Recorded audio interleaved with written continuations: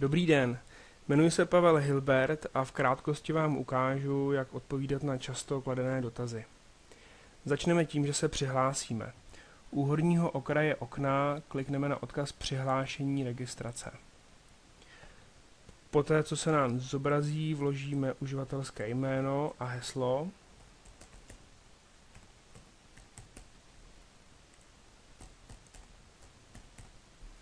Klikneme na tlačítko Login, tím se přihlásíme a po přihlášení u horního okraje okna uvidíme zelenou lištu. V zelené liště jsou zobrazeny vlaječky jazykových verzí, ve kterých máme prezentaci.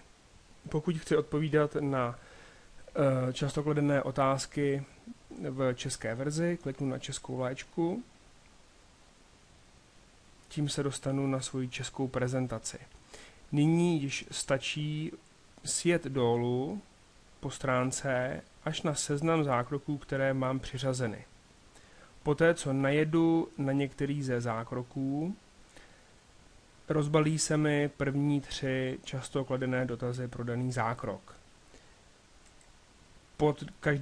Pod každou otázkou mám textové pole, do něj napíšu odpověď, kliknu uložit. Pokud na otázku odpovídat nechci, můžu ji přeskočit a odpovím na otázku další. Pokud chci zobrazit víc otázek, kliknu na odkaz další, který je pod 3. otázkou a vidím další otázky. Pokud budu scrollovat níž, vidím další otázky, další faky, často kladené dotazy pro další výkony. V případě, že se mi zdá, že to je nepřehledné, tak tyto rozbalené otázky můžu zbalit kliknutím na křížek. A na závěr jenom připomenu, že vložené odpovědi je možné jak editovat, tak i úplně smazat. Děkuji za pozornost a přeju hezký den.